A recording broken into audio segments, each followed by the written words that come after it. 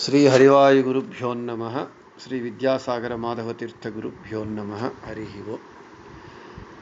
ಇವತ್ತು ವೈಶಾಖ ಶುದ್ಧ ದಶಮಿ. ಇವತ್ತಿನ ದಿನ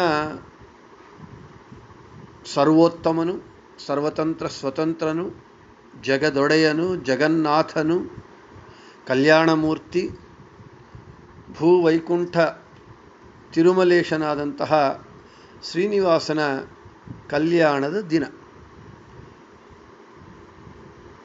ಇವತ್ತು ಪರಮ ಪವಿತ್ರವಾದ ದಿನ.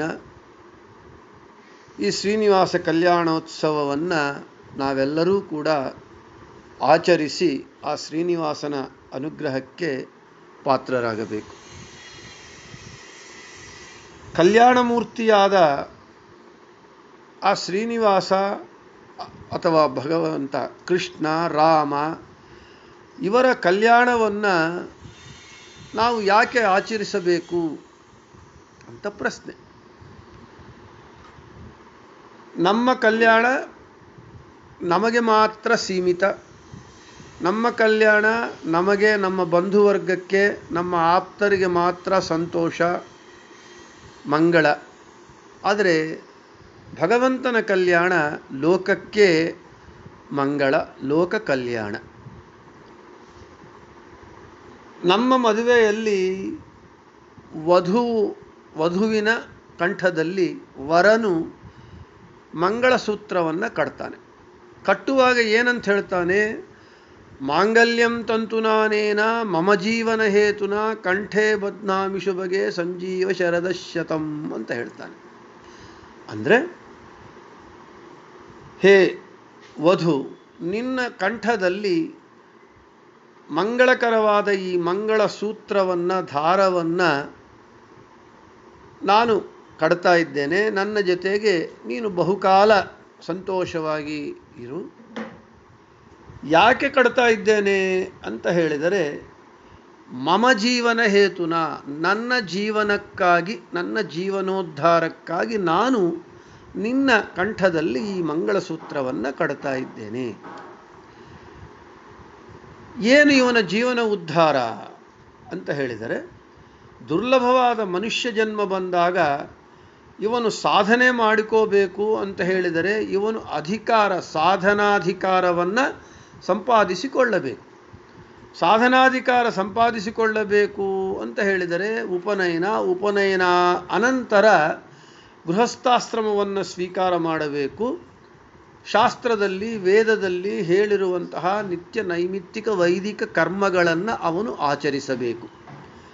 ಈ ನಿತ್ಯ ನೈಮಿತ್ತಿಕ ವೈದಿಕ ಕರ್ಮಗಳನ್ನು ಆಚರಿಸುವುದಕ್ಕೆ ಅಧಿಕಾರ ಯಾವಾಗ ಬರುತ್ತೆ ಅಂತ ಹೇಳಿದರೆ, ಇವನು ಮದುವೆ ಮಾಡಿಕೊಂಡ ನಂತರ. ಆ ಸಾಧನೆಗಾಗಿ, ಸಾಧನಾಧಿಕಾರಕ್ಕಾಗಿ ಪುರುಷನು ಸ್ತ್ರೀಯ ಕಂಠದಲ್ಲಿ ಈ ಮಂಗಳಸೂತ್ರವನ್ನು ಕಟ್ಟಿ, ಅದೇ ಹೇಳ್ತಾನೆ, ಮಮ ಜೀವನ ಹೇತುನ.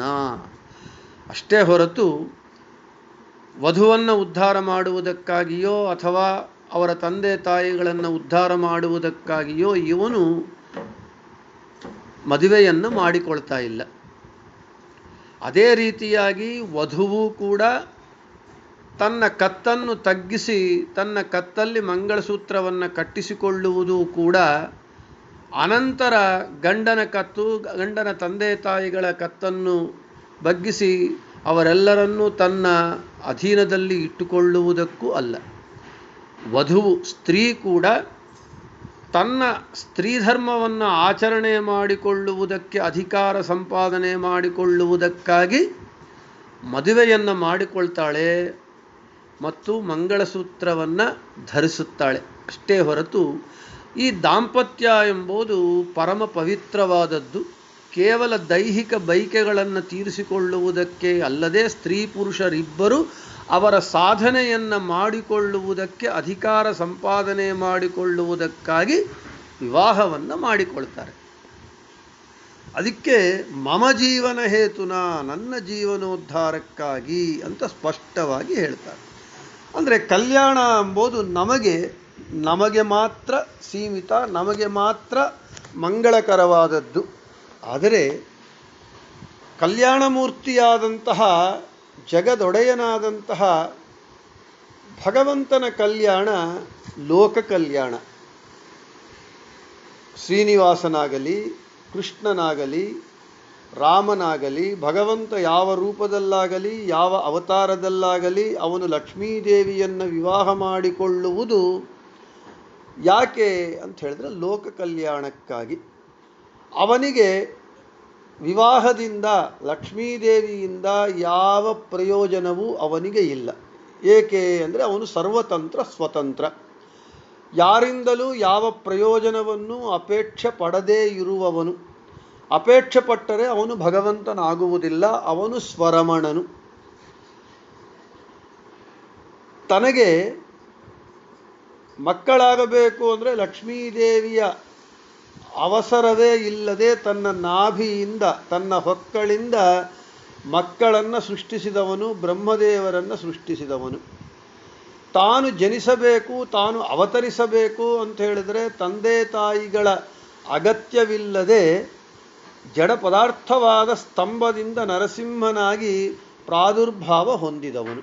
ಆದ ಕಾರಣ ಈ ಕಲ್ಯಾಣದಿಂದ ಭಗವಂತನಿಗೆ ಆಗುವ ಪ್ರಯೋಜನವೂ ಏನೂ ಇಲ್ಲ.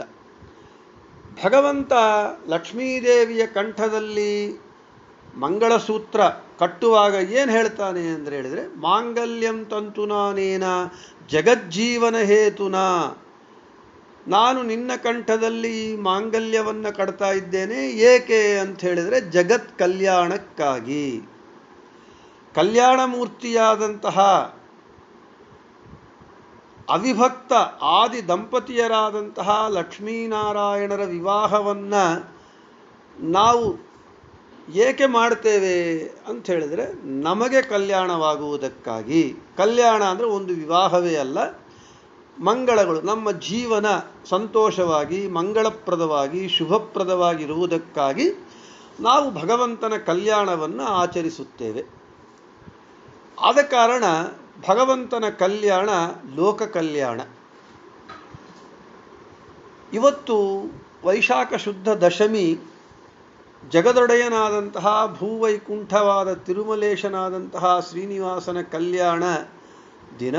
ಅಂತಹ ಪರಮ ಪವಿತ್ರವಾದ ಆ ಶ್ರೀನಿವಾಸನ ಕಲ್ಯಾಣ ದಿನದಂದು ಇವತ್ತು ಆ ಕಲ್ಯಾಣ ಮೂರ್ತಿಯ ಕಲ್ಯಾಣ ಮಹೋತ್ಸವವನ್ನು ಆಚರಿಸಿ ಕೇಳಿ ನಾವು ಆ ಶ್ರೀನಿವಾಸನ ಅನುಗ್ರಹಕ್ಕೆ ನಾವೆಲ್ಲರೂ ಪಾತ್ರರಾಗಬೇಕು ಅಂತ ಹೇಳ್ತಾ, ಆ ಶ್ರೀನಿವಾಸನ ಅನುಗ್ರಹ ನಮ್ಮ ಮೇಲೆ ಎಲ್ಲರ ಮೇಲೆ ಸರ್ವಕಾಲ ಸದಾ ಇರಲಿ ಅಂತ ಪ್ರಾರ್ಥನೆ ಮಾಡ್ತಾ, ಶ್ರೀಕೃಷ್ಣಾರ್ಪಣಮಸ್ತು, ಮಧ್ಯೇಶಾರ್ಪಣಮಸ್ತು, ಎಲ್ಲರಿಗೂ ಶುಭಮಸ್ತು.